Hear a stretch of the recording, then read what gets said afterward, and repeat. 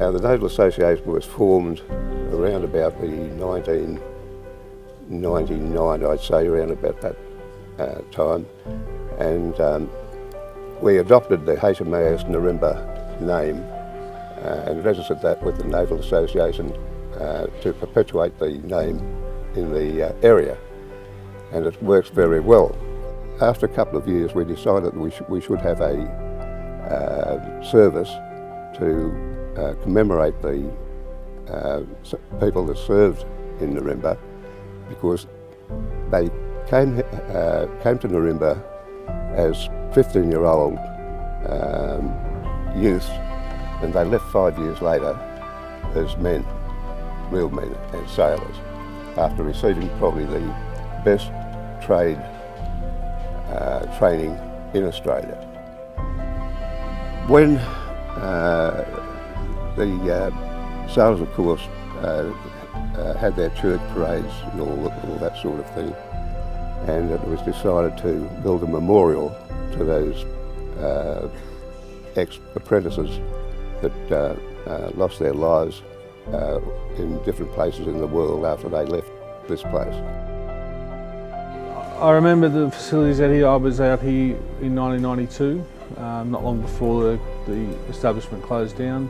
The main things that I remember from my time out here was basically the main mess hall, because it's a general meeting place, and the parade ground, which was, we had weekly divisions on a Friday morning, and it was always, especially during winter, it was fun and games trying to march around in keeping time when you can't see 2 foot in front of you because of the fog.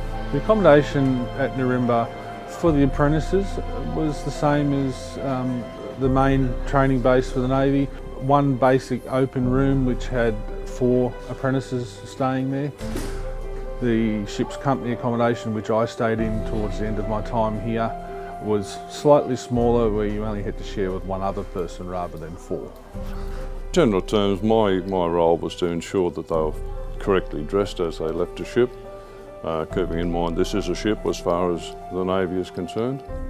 Consequently, going ashore in full uniform, they had to be properly dressed and not missing any little bits, and the same thing applied when they returned. Many of the apprentices rode motorbikes, and they did sometimes have accidents and things ashore, so my task was to make sure that their return on board was expedited by whatever method, whether it be by ambulance or whatever, and also to ensure their well-being by warning them off as they went out the gate on their motorbikes to be careful.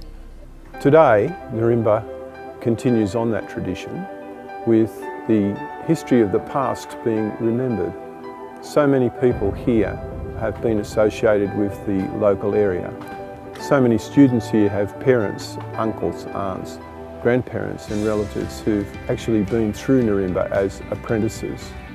This is a really nice movement from its previous use to its current use, of training young people so that they're better skilled and better equipped to carry out their duties in life. Just as it was all those years ago, today Nirimba continues to be a destination for both education and success.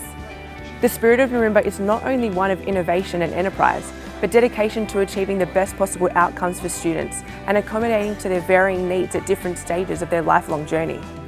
Nirimba represents the smarter way to learn, where contemporary approaches to learning and teaching ensures the opportunity for success for all students, having them leave the precinct experienced, qualified and prepared to meet future challenges.